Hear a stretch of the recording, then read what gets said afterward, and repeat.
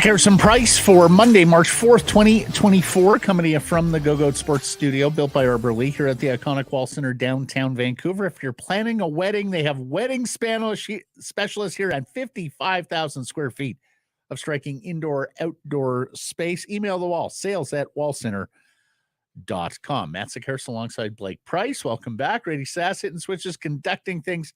Big show planned for you, and it's all brought to you by Applewood Auto Group. I'd like to get married to the offerings at Kia in Surrey. Would you like to renew your vows? We saw Mrs. Price last night at dinner. Maybe she'd be into a big, lavish second wedding here at the wall. I like the Kia. Invite all the children and their I like the Kia EV6 almost as much. Split. Sounds like you like it more. The Kia Niro and the Kia EV6 have fabulous deals right now at Kia in Surrey, financing at 4.99%, up to 60 months. Go check it out. It's all good at Applewood. I missed you on that read this last week. Considering acquisition costs, it's our poll question today. Which winger would you like to see the Canucks acquire?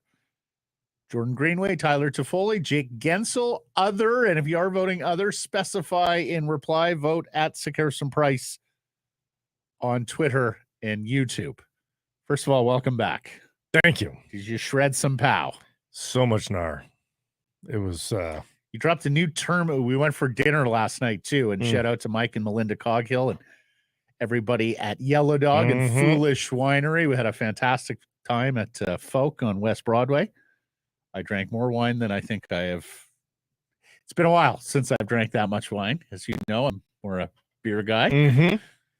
And had a amazing vegan, what was it, 4 or 5 course meal? It was incredible. Amazing. So thank you to all involved. Shout out Brett. And Kyle. And Kyle, the winemakers there at Foolish Winery. Okay. You also dropped a new term on me. Pow ham? No, I don't think so. Pow ham? No. Like, aren't they powdered pigs? Did you not use ham as a... No, okay. That sounds very creative. Blake was skiing in the interior all last week. Well, not even Kootenays. Farther. Yeah. Oh, wow. Yeah. All the way there. Okay, answer me the poll. Toffoli sounds right. Yeah.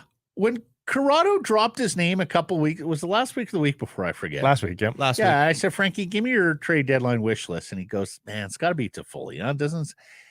So it's not going to be quite as expensive as Guentzel. I like the middle ground here. It'll be pricey, but not crazy. Are we talking second round pick and a prospect? Yeah, that sounds about right. I think that's about right. There's built-in chemistry. He likes the city. Had 4 points in 7 playoff games with the Canucks in their bubble run. He's stiff enough come playoff time. Right. Now I hear what everybody's saying. He's not fast enough. He doesn't bring that truculence. He's a pure rental, which fair enough. On Greenway, it's just a little underwhelming. He always leaves you wanting. Yeah. Like you watch him, you look at him and go, man, that guy. But he's $3 million next year. He's less than a half point per game. So I'm not necessarily sure that I'd love him at $3 million next year. Guentzel is the best player of the group here, no question. And Pierre LeBrun this morning saying, look, Vegas, Vancouver, and 4 or 5 more teams are in on the Guentzel sweepstakes. But and by the way, you may have seen Dubas in Pittsburgh say, well, our fans can deal with the pain because they've experienced the joy. So finally, a kind of declarative statement from Kyle Dubas on where the Penguins are at. And in fact, an even more declarative sentence from Brian McClellan in Washington. We'll get into that, as it is kind of eking towards buyer's market here, but more on that in a second. Role players are nice, Matt, but I think Canucks fans want to know that, and because Lindholm hasn't proven that yet, that you've got somebody new to score a big goal. And Guentzel will score you a big goal. I think Toffoli will score you a big goal. I'm not convinced that a Greenway is going to, and even a Vetrano, let's say if they went down the Vetrano route, who's not part of the poll, but Vetrano's having a really nice season. I don't know that we've got pedigree that points to Frank Vetrano's ability to score that big goal come playoff time either. So or that this just isn't a career year on a team that, let's face it, doesn't have a ton of offensive Somebody options, has to score. And so he steps into steps into the breach. Some nice young players there in Anaheim, but they have been hurt at different times of the year, and also, in some cases, just not quite ready for prime time. Mm-hmm. Some of those players. So he's playing 18 minutes, 17 seconds a night in Anaheim, and as mentioned, you look at a bunch of players. I mean, Sekeres has been hurt, and Leo Carlson is sort of being eased in. Mason McTavish is hurt there. So, look, the other thing about the Guentzel pursuit is that the Penguins would prefer prospects as opposed to picks. So, look, anything can happen here, but I would suspect that takes the 2025 first-round pick out of the quiver in terms of a preferred deal for Pittsburgh, in which case you may well be looking at Willander and Lekramaki there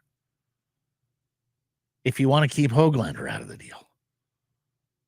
Everything that we're hearing is that Willander and Lekramaki are the guys they least want to trade. Yeah, like virtually untradeable. Like, I don't think Willander and Elias Pettersson defense gets you to Guentzel, even with a player. I'm not sure Lekramaki and Elias Pettersson, the defenseman, gets you to Guentzel. I think the player would need to, if we're talking player and two prospects, I think the player would have to be substantial if you're going to use some combination of Elias Pettersson and one of the top prospects, the defenseman again. You don't think Lekramaki and DPD gets you to Guentzel? I don't think so. No. Well, who's the player? If it's Hoglander, yeah. If it's Podkolzin, no, I don't think so. Oh boy, I think it does. I think there's enough shine there. Sprinkle in a third. Yeah, I think it does. I think Lekramaki's got enough helium with 6 or 7 suitors here. Yeah, I mean, we'll see. I think there's always the tendency to overshoot what the expectations are at the trade deadline. Mm-hmm. Like, I find rarely do we see it in the last handful of years anyway. Rarely have we seen trades where we're like, wow, that is a ton. And I'm talking about for the star players. I've seen overpayment for role players recently. That you sometimes see. But and Blake Coleman. Although he delivered a cup, so yeah. But still, it seemed like a heavy price in that moment. Barclay Goodrow. Maybe that's who I was thinking of more than Coleman. But for the star players, I find we always overshoot and the actual return is less. So we'll see. I mean, all these trades need to happen. Maybe the first sign of the market. I would like to be proven wrong. Alex Wenberg being kept off the ice by the Kraken today, a sign that maybe there's a deal. I don't think the Canucks are in there. That doesn't really fit the profile. We should quickly note on to Foley. Elliott reported today that the Devils still want to try to potentially re-sign him. And that they're still trying to make the playoffs. So, well, okay. So the re-signing wishful part, thinking, perhaps. So the re-signing part, I believe lock, stock, and barrel. He's had a good year for them. I can understand why they want to continue. Right, that's a team that. But you think will they be still want to make the playoff shout. You're 8 back with 3 teams to jump. Couple games in hand, but 2 of them have games in hand on you. Yes. Not to mention the Penguins, 2 points back of you with 2 games in hand. Right. Your opportunity to make the Stanley Cup playoffs was probably there this week. You lost to the Los Angeles Kings last night. They lost another game earlier in the week, if I'm not mistaken. They got dostled on Friday night. 52 saves. Right, by Anaheim. Yeah. So, I'm just not buying it, even if Tom Fitzgerald hasn't necessarily thrown in the towel. Money Puck's got them at 15% chance to make the playoffs. So Guentzel, I just think is going to be a little too expensive. Greenway doesn't do enough for me. Brandon Duhaime, I understand as an energy guy, but I would like to think and I understand having to improve this fourth line, which has suddenly become an issue for the Vancouver Canucks. But I do think if you are all in, you are aggressive, then you need to be bigger game hunting than Brandon Duhaime. He would be sort of a secondary piece for me. So Buchnevich is a really good and interesting player. Now, I haven't heard or seen the Canucks attached to him whatsoever.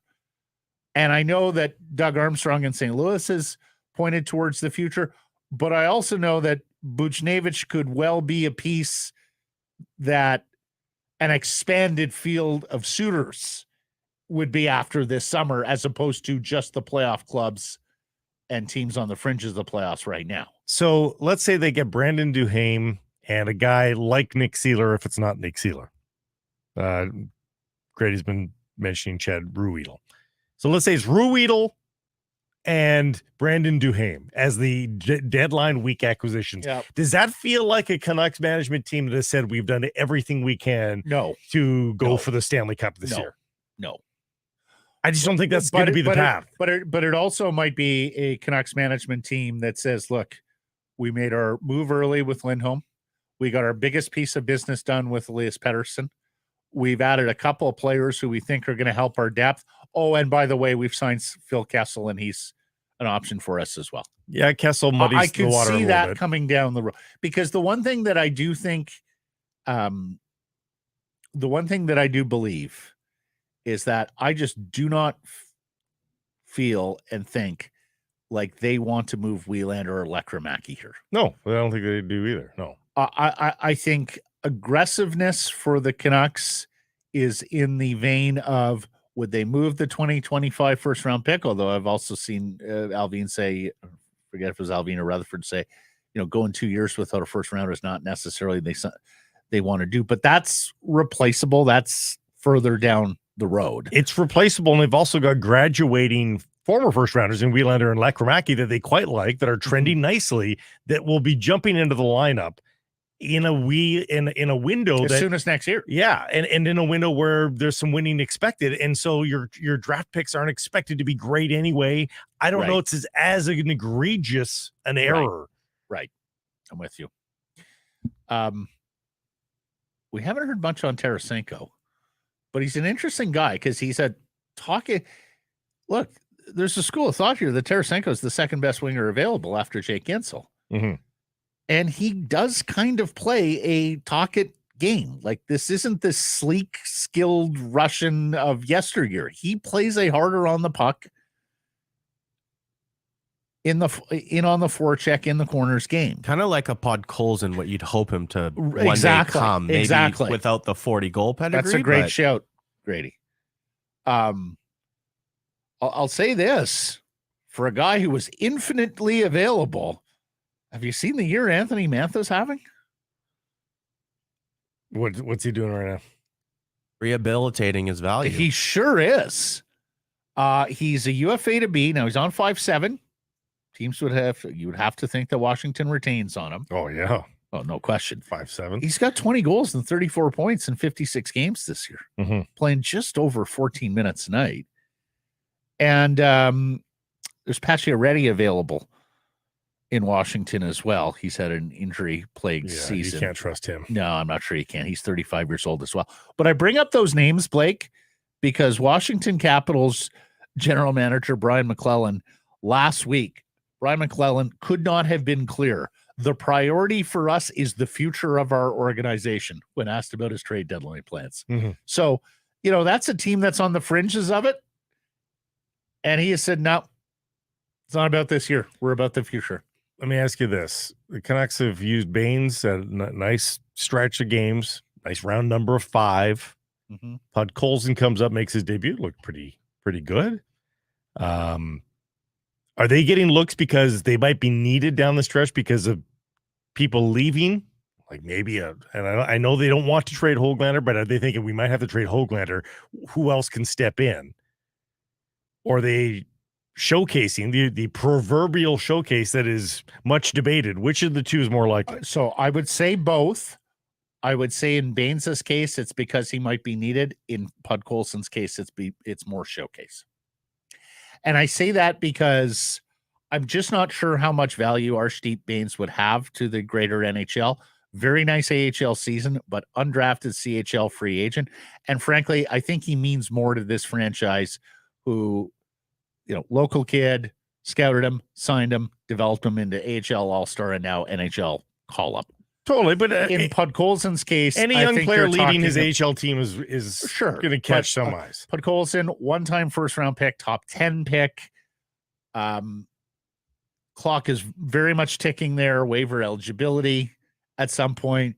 I would think that Podkolzin is more of a showcase and somebody that they would be willing to give up. Yes.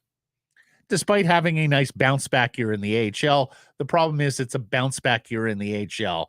It hasn't been a NHL contributor season for Vasily Podkolzin. Just 22 years of age, though, still for Vasily. So I know there's disappointment as to where he's come, but now the one caveat I would add, and plan to ask you the question anyways, did Archie Bains miss an opportunity here? He was sensational against Colorado in his first NHL game.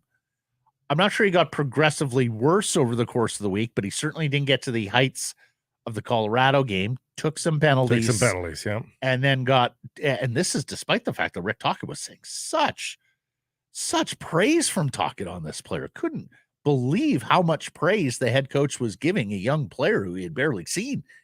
Not to mention pretty good assignments there as well in terms of line mates. So I think it's a little bit of opportunity missed here for Bains. Hey, it's a hard league. So it could just be a simple, gave the kid a shot over 5 games, wasn't quite where he was. Let's try the next guy up. Linus Karlsson is now at a point per game with the Abbotsford Canucks. We've seen him up here. There wasn't much to see, it's a hard league. It's a big jump. Hard league. It's a big jump. You also got to project. And I don't know that Linus Karlsson has a calling card. No identity, really. Archdeep Bains has somewhat of a calling card. Vasily Podkolzin can certainly have a size, certainly calling card. Well, that's it. I'm That's not the sure role. Karlsson has the sort of calling card that you would need to be a bottom 6 player and then work your way up from there. Yeah, if you're going to bring those guys up, you need them crashing and banging. Bains didn't really seem like he's that guy. Podkolzin can actually... he's scrappy. Bains is scrappy. He's scrappy, and Tocchet but praised him for forecheck. Like, I think he's the type of profile player that Tocchet thinks can be successful in just the not Canucks at this lineup. particular time. Perhaps that. Yeah. Because I also think that Bains sees the ice pretty well, and I think can be a bit of a creator off the wing in time. By the way, not to be ignored completely. I don't think he has a ton of value here at this trade deadline, but maybe to the organization. Aatu Räty has now gone up to 37 points in 53 games this season, and he's a 20-year-old. Remember, he's still 21 now, just turned 21. So, let me pick up on that in the vein of Guentzel. Do you think something like Räty, Hoglander, and EPD? I think that unequivocally should do it. Honestly, really? Yeah, I really do. Unequivocally, yes. For a rental player with 5 or 6 other teams in it. No, but the best rental player on the market, a proven Stanley Cup winner and winner and top line winger. I think that's a pretty tempting trade for Pittsburgh. Okay. Yeah. Okay. You said Hoglander, especially the defense. Well, yeah. So 2 defensemen and a developing 21-year-old. A top 20-ish prospect in all of hockey in Hoglander, and then guys who might be honorable mentions in a top 50 or a top 100 list. Yeah. But solid progression from both of the other 2 guys. So, it's a rental. It's a rental. But you keep saying that. I'm not sure all teams see Jake Guentzel as rental. Well, I think there are probably suitors amongst the 6 or 7 or however are left here who see Guentzel as a guy that they want to trade for and re-sign. Well, Osnuk here on YouTube is wondering if the Canucks acquire Guentzel. Does that mean Besser's days are numbered? Because you'd be essentially swapping, the similar cap hit and fit. Oh, you think it'll be a similar cap hit? Well, 6.5, well, maybe a little higher. Yeah. 8 million. I think it's going to be 8. Yeah. I think you're a cut above Besser there. Yeah. Just because of inflation. I mean, I don't necessarily. But the point is, well, the problem is they have to fit them both next year, right? Grady, unless you think they would trade Besser off this season, which is possible. Yeah, the point is that you don't have money for both of them. Yeah, And you got Hronek to sign too. Yeah, lots of moving parts, and that's why the Pettersson signing on the weekend was so critical, as it gives you now a more firm grasp of what exactly this looks like going forward. So, glad you brought up Hronek, because that was going to be one of my questions to you, Blake. Do you think they go about trying to get the business done with Hronek here by the deadline? I don't think it's priority. No. If it happens, great, but I don't think that's priority. I don't think he's got the same sort of cards, and I don't think there's the You don't same think they sort build of on the momentum and say, look, Philip, Elias is now committed. You're the next piece of our core. I would think they could float an offer, but I don't think it's they see this as a deadline. No, I don't think they see it as a deadline at all. I'm just wondering whether they're trying to. He's clearly next man up for an extension, right? And a lot of the same things that apply with applied with Elias Pettersson apply with Philip Hronek here. That if you get him done now, it gives you far more clarity. What is going into the deadline? What does Philip Hronek want? And he's an RFA with hard rights as well. What does Philip Hronek want? Does he want a 4-year deal that gives him one more chance to sign a big deal at 30? It's a great question. Don't know. Or does he want the full 8? Wouldn't surprise me, but it may be the full 8. Yeah. Full 8 would take him to 34. Which means it's his last big money deal. Yeah, but it's somewhat in line with, Pettersson's deal taken with 33. Does he take 8 by 7? It's amazing you say that. I was wondering that this morning on the drive-in. Well, Saravalli's convinced he's getting $8 million. Frank has forever said it's going to be $8 million. It's going to start with an 8 for Philip Hronek. Which is tough to reconcile next to Quinn Hughes with 3 more years coming at 7.8. Quinn Hughes at 7.85 is probably your ceiling. Yeah, percentage of cap. Or it's so negligible you go to Quinn and you say, look, he's going to exceed you for the next couple of years, but we know we all know what's what. We all know what's what. We all know. Now, Sat reported over the weekend if he does want too much, the Canucks will probably move on. That is so much easier said than done, because then you're on the market for a number 1 right side defenseman. We know what they cost, and you don't often see amounts either on the free agent market or in trade capital, which the Vancouver Canucks have already surrendered for this player. Yeah, you're pretty pot committed. First and second. So you're somewhat committed on the player. Yeah. I can understand people telling that to I can understand the Canucks telling that to reporters, but it's not necessarily the it doesn't necessarily if you're a million with their if you're $1 million away on AAV, it gets concerning.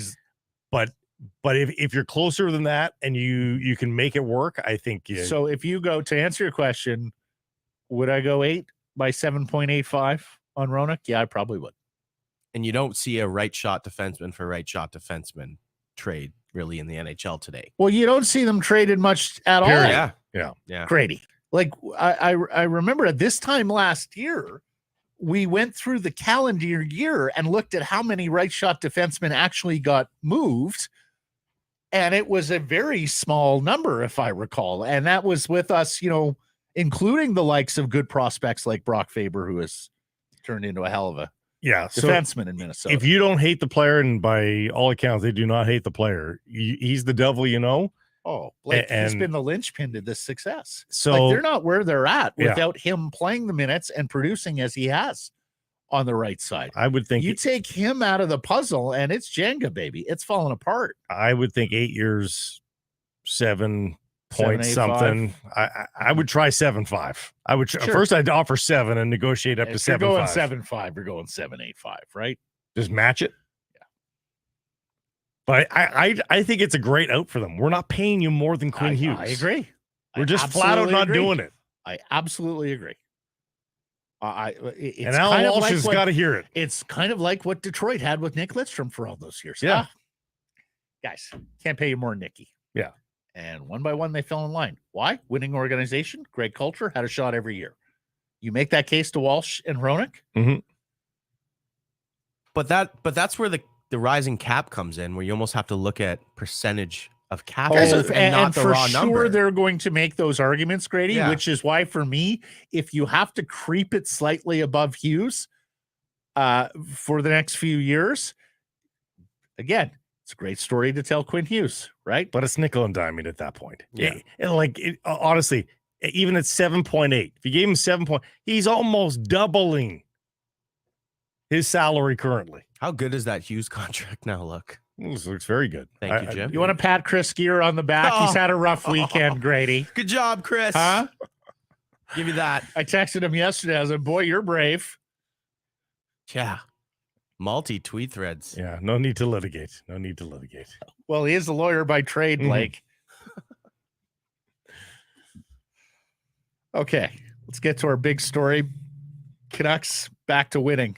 Beat the Ducks 2-1 in Anaheim. Nils Hoglander with his 19th and Connor Garland are your goal scorers. But it's Casey DeSmith who is the big winner in Orange County. Why? Casey DeSmith needed to win more than the Vancouver Canucks needed to win.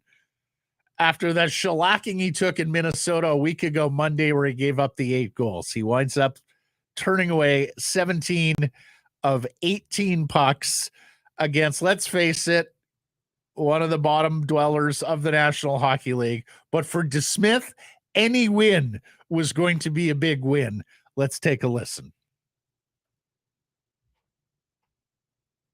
I don't know if I've ever been so happy to win a game. Like, obviously, personally, it feels really good, kind of get off the skid, but, you know, also the team, it's a huge win for the team to start off this road trip on the right foot. You know, after a couple of tough losses, it just feels really good in here right now. Every team in this league is good, so that's a good win for us. Hey, Casey DeSmith, you just beat the 30th ranked team in the NHL. What are you going to do now? He could go to Disneyland. It's just up the road. It's right there. It's just up the road. It wasn't a busy How about night that for him. quote, though? Yeah. No, it's and honestly, he's been an awesome speaker this year. And I think fans and media and teammates and management would secretly say the same thing, that they all needed just to make sure that everything was okay. It wasn't a busy night. Canucks played fairly well defensively. You would have hoped that they would have snuck another 1 or 2 past Dostal, who's not exactly Vezina pedigree right now, despite playing like it in the last week. But at least they look like the better team. Like, they were emphatically the better team. They won on the judges' cards. I would have liked that to have been a 3 or 4-1 win rather than 2-1. But hey, now they're 2-1-1 in their last 4 games. That's sounding a little bit more like themselves. The creeping out of those dog days of February. But with the schedule ahead, like, I think they need a 3-1 week here, Matt. In these 4 big games. on win the week. Yeah, win the week. 2-2 doesn't feel like they're figuring stuff out going into the first important March in recent memory. 3-1 would feel a lot better. Well, and Blake, because they have lost 2 weeks running here. Yeah, at one point you were tracking, and they hadn't lost a week for 2 months, 3 months. Yeah, if that. It's a conversation for another day, but we're back to a tiered NHL, huh? With a group of bottom feeders that are just nowhere close to some of the, you know, we've talked so long about parity in this league. Yeah.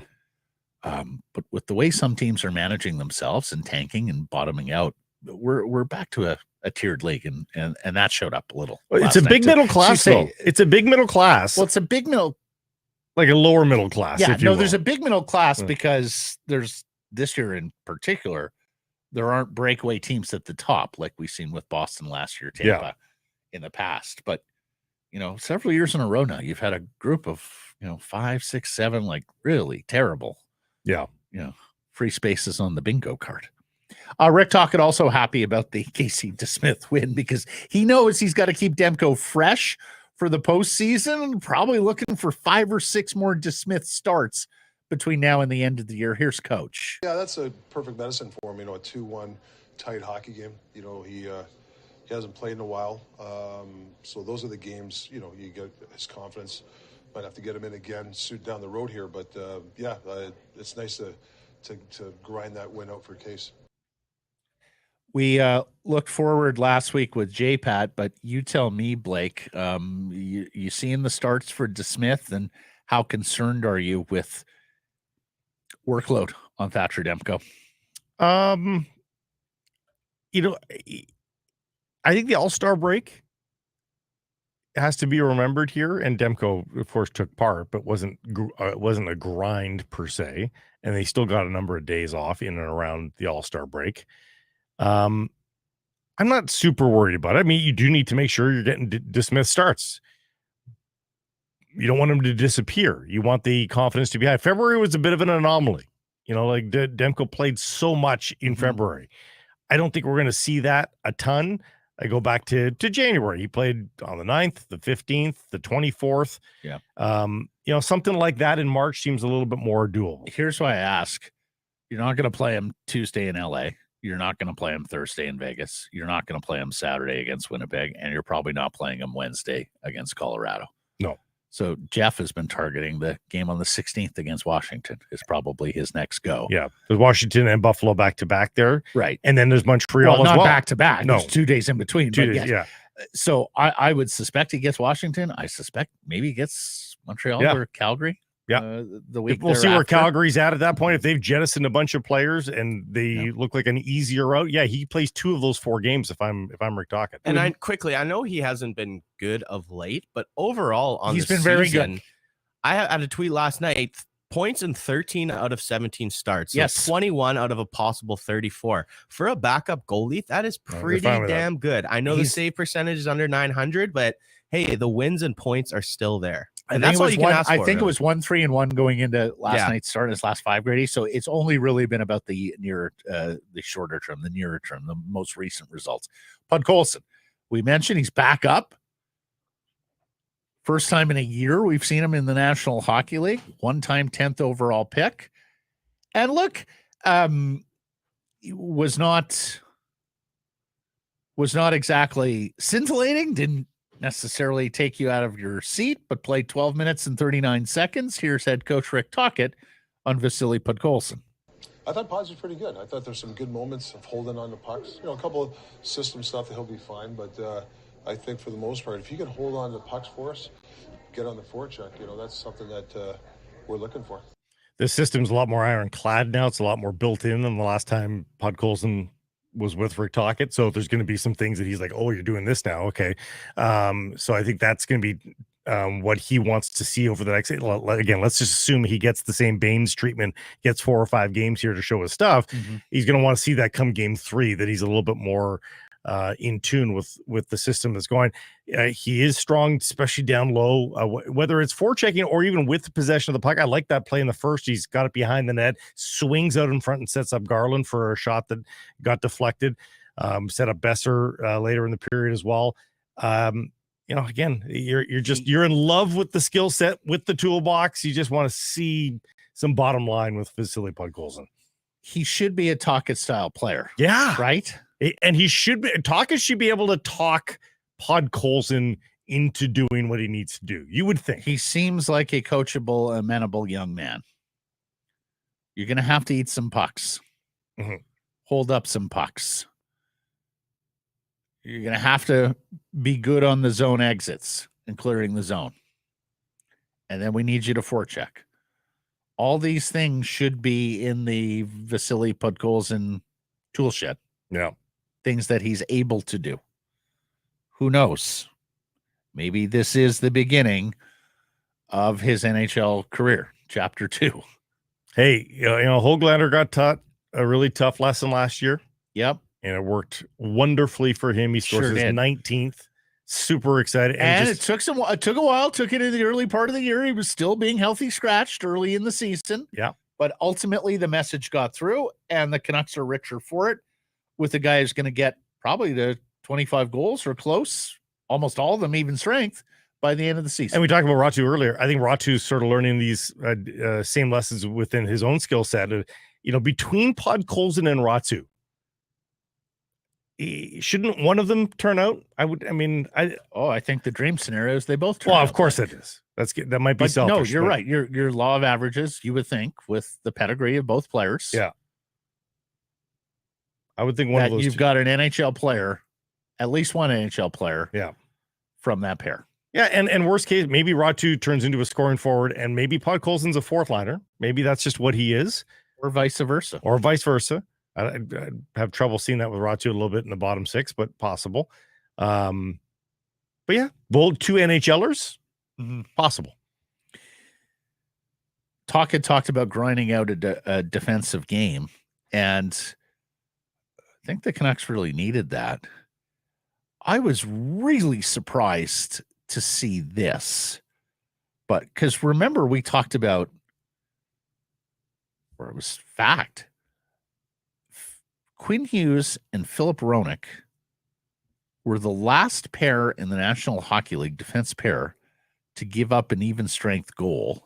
Yes. And have featured in just about every list you see out there of the best defense pairs in the National Hockey League. I saw Money Puck shootout, defensive shutdown pairings, lowest expected goals against per 60. This is a minimum 400 minutes of 5-on-5 together, which of course Hughes and Hronek will have met. They're not in the top 20.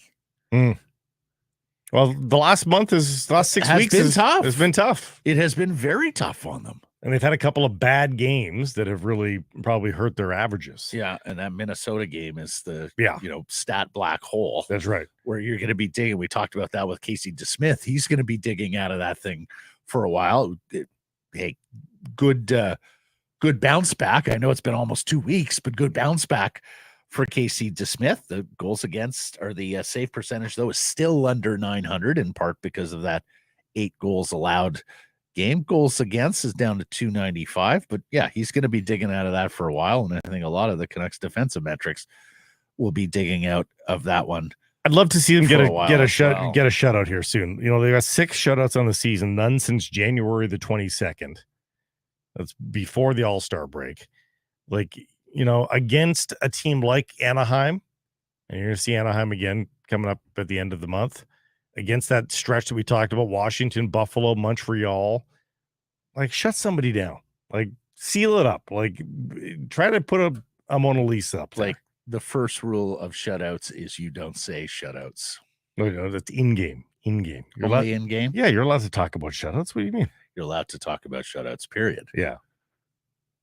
Yeah, you've never just been playing along with the most stitious of it's only in-game while one is being performed. Being a goalie, I wouldn't know because I never get shutouts. That's right. You never get shutouts? No. Never. Got lit up for 5 last night. Oh, boy. Did you glare at somebody?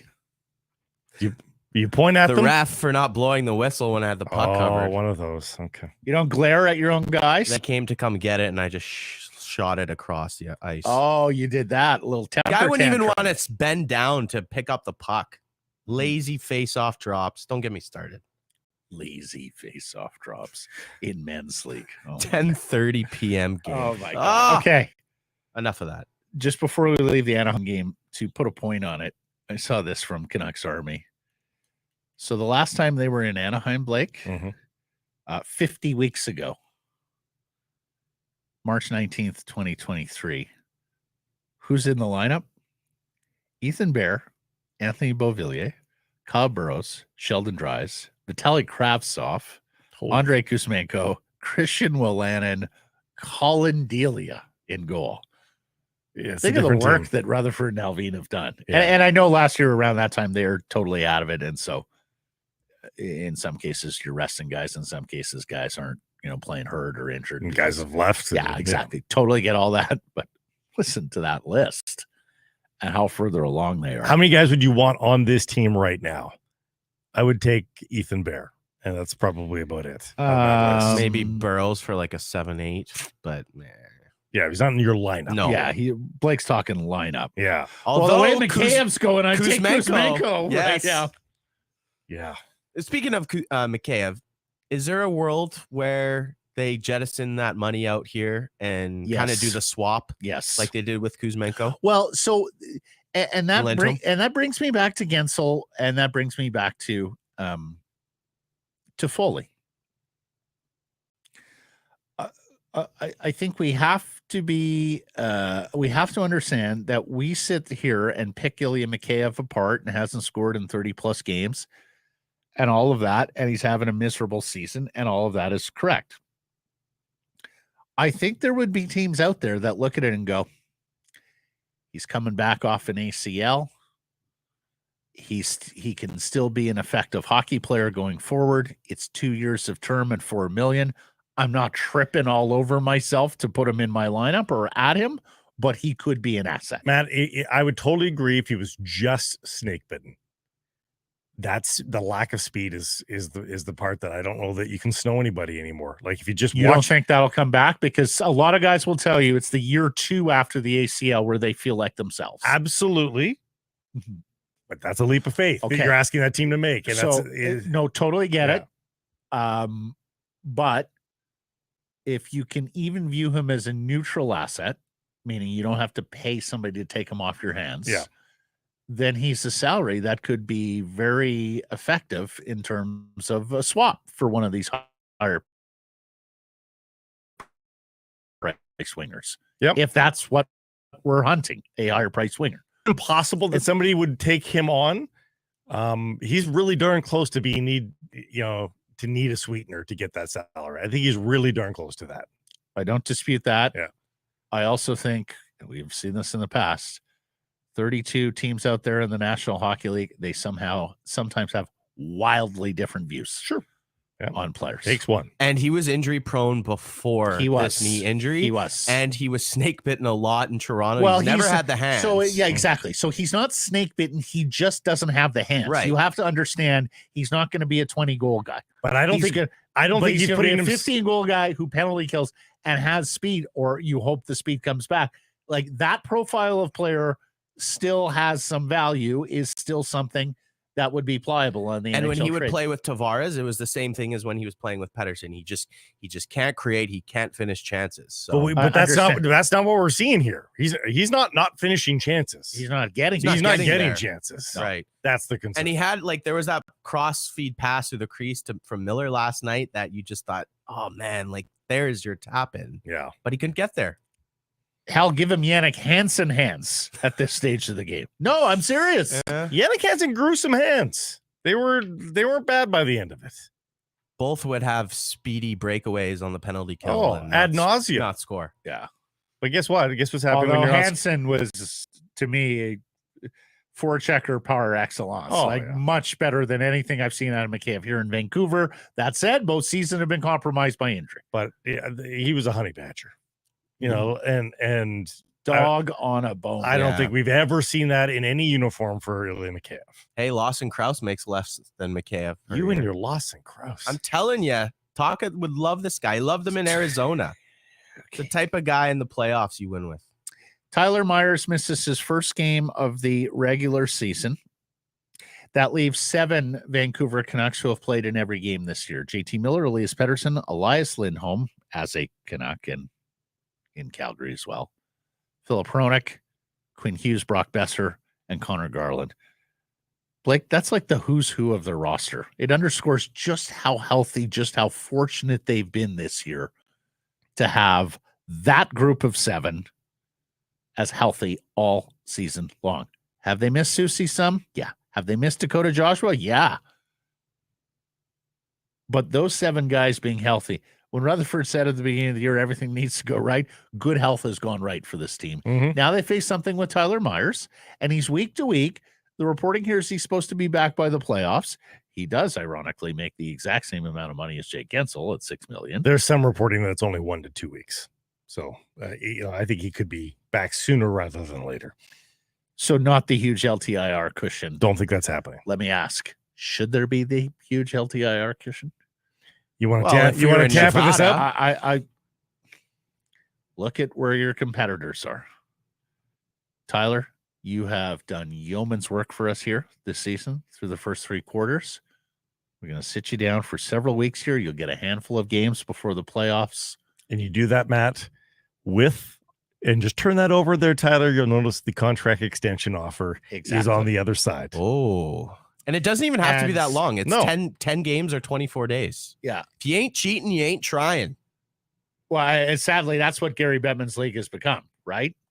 Like, if you're not leveraging everything available to you in the CBA and all the things that the NHL lawyers missed because they got out-lawyered again by the player agents in the PA. I saw Dhaliwal quoting JP Barry saying Tyler loves playing in Vancouver. The contract will be different than last time, and we know that we know that.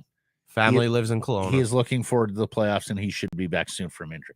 Here's the thing.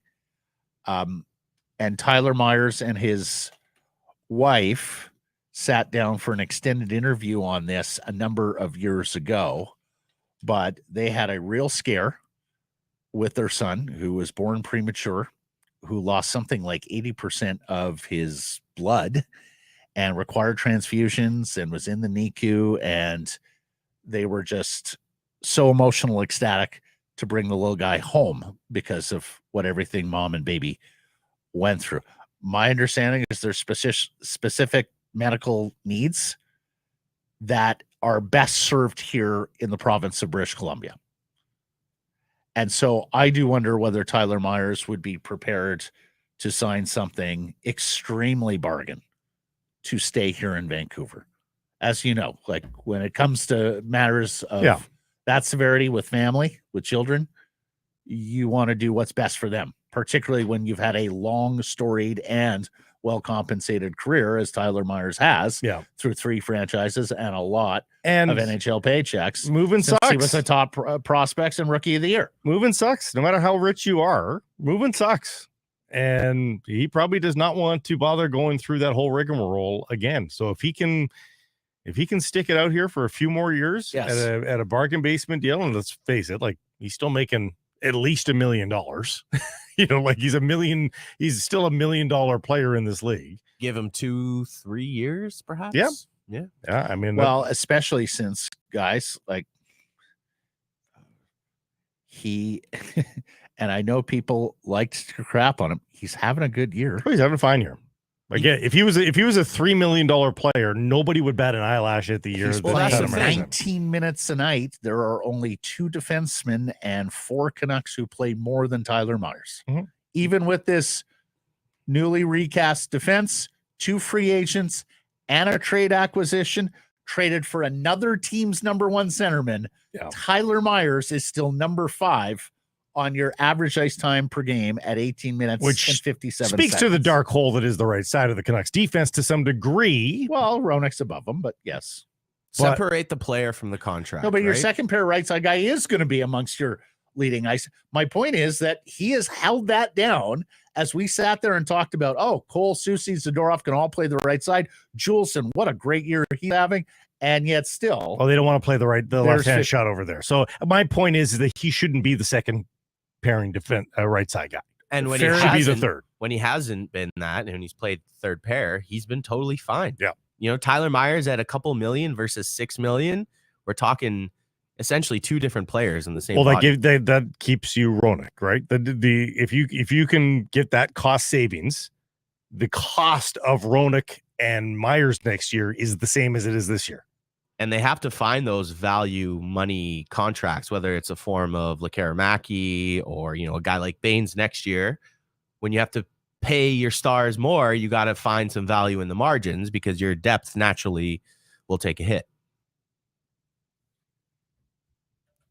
Lastly, I hope everybody saw our Elias Pettersson emergency show on Saturday.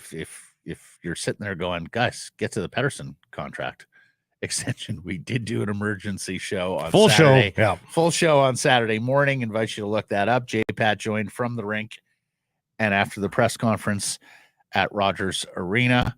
I did see Elliot Freeman tweet that some of his teammates were really surprised that he re-signed. Listen to Irfaan Gaffar, who's coming up here. I think there were a lot of people in that organization and even in that dressing room that thought Elias did not want to be here and was moving on. That's how closely I think the cards were held to the vest and how quickly things changed last week from being doesn't want to negotiate till after the season to putting his name on an 8-year deal amongst the top 5 richest contracts in the NHL right now, and the richest in Canucks history. And a lot of them probably don't even want to broach the subject with Elias, even if they're friends with him. And now I think everybody can exhale and pay attention to the game that they're playing. Again, it wasn't an amazing game versus Anaheim, but it was good. Mm-hmm. And you hope expected goals were tops. But you hope that it's a step in the right direction for this team to focus a little bit more on the details. Well, and it was the elephant in the room. Like it had proved a distraction to the team, to the player, and was absolutely going to be a distraction in the postseason. And so it was very good business to get that out of the way. Yeah, I mean, I don't know if it was yet, but you certainly don't want to play. You certainly didn't want to risk that going to the playoffs. I mean, Tuckett said it last week. He's only human. Yeah, he thought it was. Well, for him, yes. I don't know if it's weighing on the other guys, but now there's no question about, is this our last playoff run with Elias Pettersson? And Elliot also mentioned today too that he did leave some money on the table. Yes. And we said that when the contract at 11.6 he sure did. Yeah, he probably could have 12 and a half. 12 and a half at $100 million. Yeah. Absolutely, the Canucks would have done.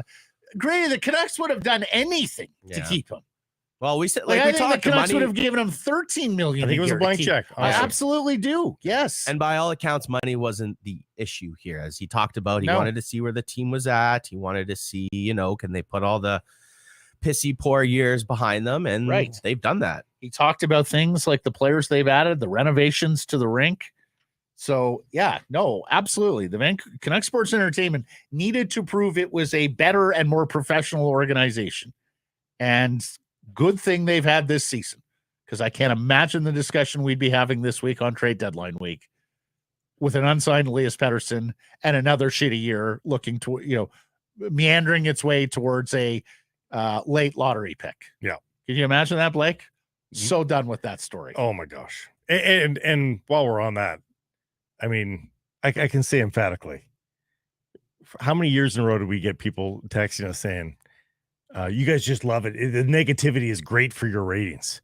Folks, I can tell you unequivocally, there has been no bigger buoy to our show, to your interest in this than this team playing well. We're seeing new voices, new people listening each and every day, feeding back on our channels each and every day. We're setting monthly highs. When the Vancouver Canucks win like this, it brings in a huge pool of cash flows that just aren't there when they're a pathetic losing organization that are doing selfishly wrong by people. This is way better for us than the alternative that we have seen. And no, the media wasn't trying to run him out of town. I saw that narrative a lot. Oh my gosh, you're quite chimey today. Yeah, he is very chimey. Well, I figured out the camera works. I noticed that. I sat there and went, "Oh, look at that! He's got the camera on himself." And the worst thing is, he's in control of that. I also thought I heard like. Did you fall off the chair in there? I heard all sort of commotion and ruckus. You fell off the chair, didn't you?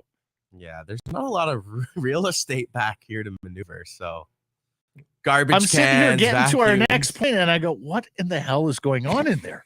It sounds like somebody fell off the damn chair. That's why he plays goalie. Okay. Menu today brought to you by Greta. Greta, great spot to catch the games throughout the season. It's a quick walk to the Rinker Stadium, and the stadium's back going again after this weekend. Go-to spot for foods, drinks, fun before and after the game. I guess the stadium was going to rugby sevens as well, but consistently now. Make it a game night at Greta, 50 West Cordova, gretabar.com. Irfaan Gaffar is going to join us. Boy, run the gamut here with Irf. Lots to talk about. Pettersson, the Canucks activity, the needs, go through a number of names there on the trade list, his wish list. Or on trade deadline, his wish list as well. We'll get to some hashtags, the best and worst of Twitter, including it seems like the Blue Jays are payroll strapped, plus all sorts of NFL news from a busy combine weekend. J-Pat's going to join us, game in Anaheim. Casey DeSmith going forward here. Hoglander and Podkolzin. Remember we used to pair them often? Hoglander and Podkolzin. We got to pair Hoglander and Podkolzin for the first time in a year, or I guess since camp. Also fixing the fourth line and what Jeff thinks their biggest needs are going into trade deadline. Park is the official casino resort of the Vancouver Canucks, and Sekeres Price, we're heading there. Yeah, March 13th. Join us for a live show at BC Kitchen in advance of the game against Colorado. You get 15% off the game day menu at BC Kitchen with a game ticket, $6 happy hour specials at Center Bar Park, just steps away from Rogers Arena. We'll see you on March 13th. In a season like this, you never want to miss a single second of what's happening on the ice, and you want to be around your fellow fans, right? Well, Greta Bar YVR at 50 West Cordova, the perfect spot to do so. Hey, if you've got tickets, a great place to pre and post. They've got drink specials every single day. And if you don't have tickets, well, stick around and soak up the atmosphere with all your fellow fans, play all the great video games and air hockey, great air hockey set up as well at Greta Bar YVR. We'll see you there, 50 West Cordova. Great Clips is the official hair salon of the National Hockey League. There are 37 salons in Vancouver and the Lower Mainland, all Canadian-owned and operated. Download the app and find the nearest to you. When you're up next for a cut, you'll get a ready next text. Great Clips. It's going to be great. Irfaan Gaffar joins us fresh off his week with Canucks Conversation. Also been sitting in with Jeff on Rinkwide Vancouver. Final week before the deadline, buddy. Here we go. Yeah, absolutely. It's going to be exciting. What is it? All the TV broadcasters and guys that are on panels say, well, this is the week of where GMs all get together and do stuff just before Friday's deadline. So we'll see if it happens. I mean, there's a debatable what will happen for the Canucks. A team in this position doesn't do nothing, right? Like there is zero chance in my mind that the Canucks are quiet this week. They do something, don't they? Yeah. Well, I mean, it all started with the Elias Lindholm, right? So they got that done and out of the way early. That was their big, shiny acquisition. We can get to him a little bit later and what my thoughts are on how he's fit into this lineup. But I agree with you, Blake. Like, there's no way this team is this good, has this much potential, this much room to go, all the positive vibes around the team right now, and they don't go out and do anything. So you got to think that, you know, Jim Rutherford and Patrick Alvin have their fingers in absolutely everything looking to improve this team. And it's just the where and what the acquisition cost is going to be is the biggest question. Lindholm costs them a lot. Do you think there's any chance that they are prepared to spend like significant capital on some of those bigger names that they've been sniffing around, the Guentzels, the Toffoli's? Does that just seem like too much to ask here in their first competitive year in a long time? I think too much for a rental. Yeah. I think if you're going with the idea that you're going to go and extend a player beyond this season or maybe just next season, I think you can actually take a really hard look at it if you're Patrick Alvin, because you've got the Elias Pettersson contract out of the way. That's done. You know what that cap hit's going to be for the foreseeable future. So you can plan around your team. You know how much money you're probably going to have with a lot of guys coming off of the books next season. So if there is a big free agent, you know, top or a big top six guy that you're looking at to acquire via trade that has some term, go and do it. Or if it's a defenseman that's maybe a bottom six or bottom two pairing that has a couple years left to term, why not do it? Or again, a depth guy that they definitely might be interested in as well. Irf, Myers week to week, and you're a big believer they need to get a defenseman. Explain.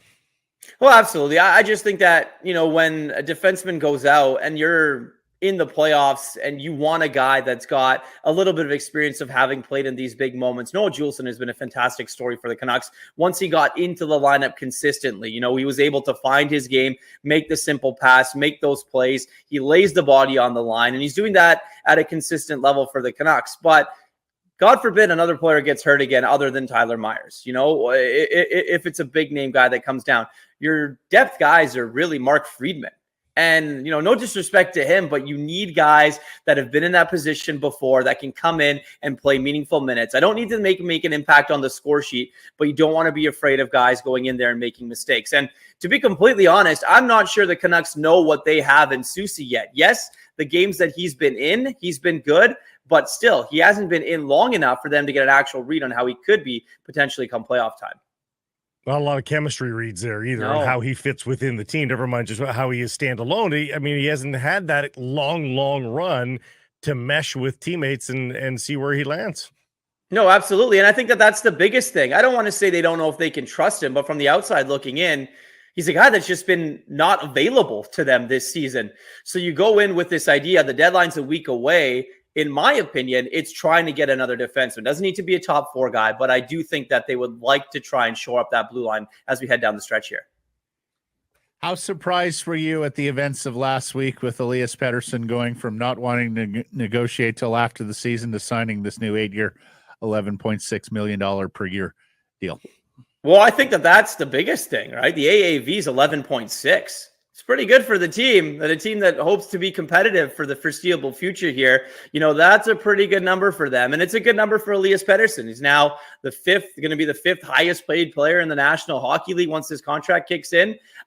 He's a Canuck for the next 8 seasons, from not wanting to talking to the events that transpired over the course of a couple weekends ago to Frank reporting, last Wednesday that, they were closing in on a deal to the deal actually getting done, to the 7:18, I believe it was, a.m. announcement on a Saturday morning that got all of us up and early working that Saturday morning. I mean, look, it's good for the Vancouver Canucks. Obviously, you have a player that wants to be here. But I think for the biggest thing, guys, is when Patrik Allvin said in that press conference, he was asked about, how long or when did this process start with Elias Pettersson? And he said it's been 2 years.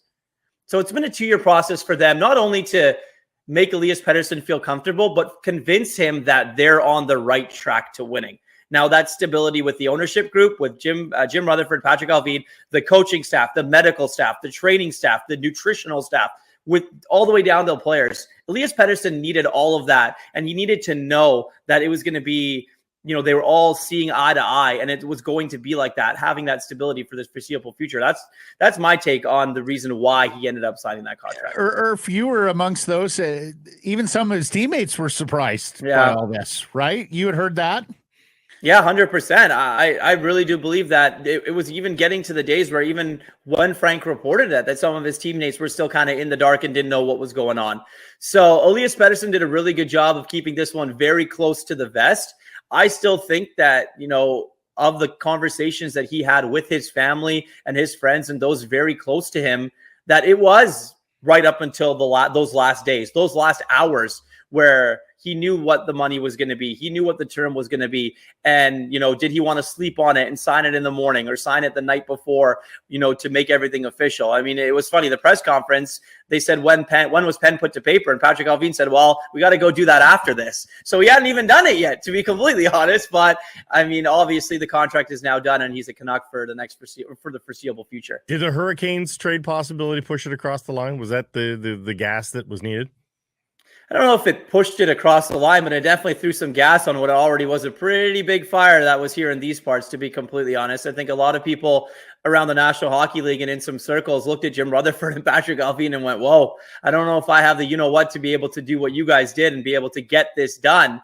But credit to them. I mean, there's a certain way of negotiating and wanting to get things done at a professional level, an NHL level. And sometimes you got to do what you got to do to get things done. And those two were able to get that done. And obviously for Elias Pettersson, right? I think for him, the biggest thing is now it's over. You can stop talking about it and just focus on winning hockey games.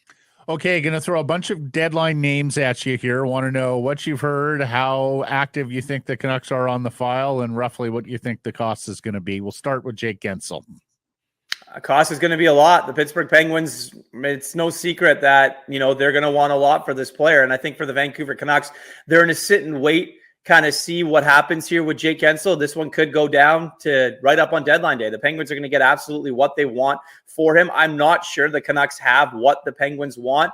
Now, if the Canucks are willing to give up a Nils Hoglander for a Jake Guentzel, I'm not entirely sure I do go and make that move, but that's probably going to be a name that the Penguins want at the very least to start those discussions. Yeah, and there's been talk they prefer prospects to picks in Pittsburgh, so that's interesting. You're probably not going to get away with a 2025 first rounder. Yeah. It's probably going to have to be a Wielander or a Leckermacher, as you say, a Hoglander. Okay, our old friend Tyler Toffoli. That one's interesting because I think Tyler Toffoli could end up being their backup plan to Jake Guentzel. I think they're going to sit and wait, but we obviously know the fit here. There was some success here. He likes playing with Elias Pettersson. He likes the city. The extension would be interesting for Tyler Toffoli. He might be a guy that could be looking for an Alex Killorn type of deal on his next contract. So that's a lot of money And are the Canucks willing to pay a guy that's obviously a little bit long in the tooth, that kind of money? So I'm not entirely sure, Matt, if you look at it, they're in the rental period again. I think the next player that they do acquire, they're going to have a really serious thought at extending this player. How about Frank Vatrano, who's got built-in years?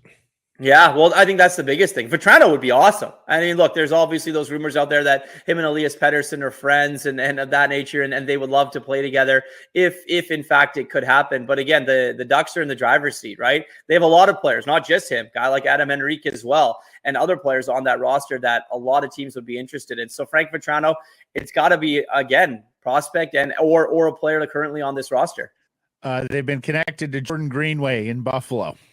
Too much money, in my opinion. Like, if Jordan Greenway is going to play in that bottom 6 forward group, that's a lot of money. You're paying a guy $3 million. We dealt with this for so long in the Jim Benning era about paying guys that play in that bottom 6 forward group that kind of money. So unless the Buffalo Sabres are willing to retain on him, then maybe, there's a way for that. Is retention just the norm, though, now, as we saw in some of these recent trades, the Tanev trade included? Like, you're going to retain. Like, that's just the cost of doing business, isn't it? Well, it's funny you say that, because the Carolina Hurricanes got some salary. They didn't even get a player out of it. Yeah. Right? They're just doing that. So if you can find another team that's able to do it and help you out a bit, and you can give them a pick to take some of that salary, I think that obviously is the normal now. The funny thing is, I mean, we look at retention and things like that. There's a reason why that New Jersey Devils deal didn't happen for Jacob Markstrom. It's because the Flames didn't want to retain. Now they're going to have to circle back and try and get that done as well, if it is going to happen. So I agree with you. Retention is definitely the normal, but it's the creative way of being able to do it, Blake. I mean, like, you might not, the team that's sending the player away might not be able to retain salary. So in their parts, you got to be as a team acquiring the player, you have to look for another team to go and try and make that deal happen. You wanted to say, you wanted in on Elias Lindholm and his performance here. Any buyer's regret there, as a Vancouver Canuck? I don't know if it's buyer's regret yet. I just think that you don't, like, what are you doing with the player, right? I understand you have JT Miller and Brock Besser. You've got Elias Pettersson and you've got Nils Hoglander. And then you've got Elias Lindholm, who's kind of this makeshift third line guy playing with Connor Garland. Connor Garland's a very good hockey player, plays hard on the puck. But Elias Lindholm's wingers have been, Mikheyev for a little bit. And it's been Archdeep Bains for a little bit. And then, now he's playing with Vasily Podkolzin, who had a pretty good game, who wasn't bad at all. But if you're acquiring a guy that was able to put up 40 plus goals in Calgary, playing with good players, you need him to be playing with elevated players in the lineup. I don't care who plays the wing, whether it's Elias Pettersson or Elias Lindholm. You've got to put that line together and just see what you have. I don't think having him as a third line center is your answer. And I'm sorry, Phil Kessel, eventually, if he does come in, is not the answer on that line either. I think you've got to load up and you've got to figure out a way to just let them make that work. Give me your trade deadline wish list, guy. Irf, who in your world do you think would be the perfect guy to add?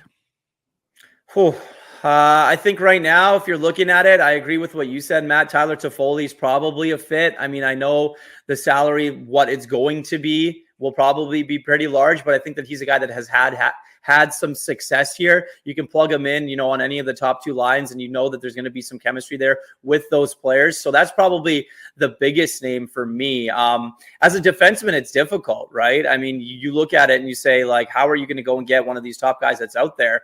But they got to figure out a way to make it work. I mean, the Scott Walker thing, if you can, if there's a way for you to do it as a team, I think you go and try by any means necessary. But if it's not a top 6 forward, it's a defenseman for me. Lastly, Phil Kessel needs to sign Friday to be eligible for the Stanley Cup playoffs. Is Phil Kessel's name on a Canucks contract by Friday? What says you? I think so. But to me, if Phil Kessel's name is on the contract on Friday, I think it gets done on Friday. I think the Canucks are focusing on their business they need to take care of first. And Phil Kessel is just a guy that they have there just in case some of this stuff doesn't work out. So he's if we can't get to Foley, Guentzel, Vatrano, that's the backup plan, you think? I think so. And I think that was the idea from them coming in. It's let's see how this goes. Let's see how the skates go. Let's see how much shape he can get into in the next few weeks. And they always knew the deadline was obviously going to be the NHL trade deadline day on Friday. And they had that time to do that. You surprised they haven't put him in an NHL game yet? A little bit, because I think you kind of want to see him at what he looks like in game speed. But I'm also not, in a sense, because there's no other team that's really shown any other interest other than the Canucks for Phil Kessel. So they know he's here. They know he's skating. They know he's under their watch. They're not entirely too worried, I don't think, about another team coming to poach this guy. Lastly, the two direct competitors, Edmonton and Vegas. What are you expecting from them at the deadline? Edmonton's got to go get a top 6 guy. Like, I almost think you have to if you're the Oilers. So much knock about them has been, the defense and their goalie. Well, the defense and the goalie haven't been that bad this season. It's another guy to play with Connor McDavid or Leon Draisaitl. I don't know if the Evander Kane experiment's going to work, even though he does perform in the playoffs. I still think they want another guy there. And I think the Vegas Golden Knights, Vegas needs to do Vegas things, Matt. They need to go out and make a splash. They have to stay competitive. That market and that fan base obviously, is waiting for them to do something. So you can bet Kelly McCrimmon and his staff will definitely do something pretty big here as we approach the deadline. More roads paved with gold. Absolutely. I mean, look, they got Jack Eichel coming back potentially. Game time decision, right? They got Eichel coming back. They got Stone on LTIR. They got all this cap space again in defense of their cup championship. Oh, yeah. Thank you, Irf. Appreciate this, buddy. All right, gentlemen. Be well. Hey, everybody. If you're enjoying what you're seeing here, then follow along with Sekeres Price on YouTube. I promise more content coming. The kids call it subscribe on YouTube. Well, how about liking it? Do that as well. Smash it right now.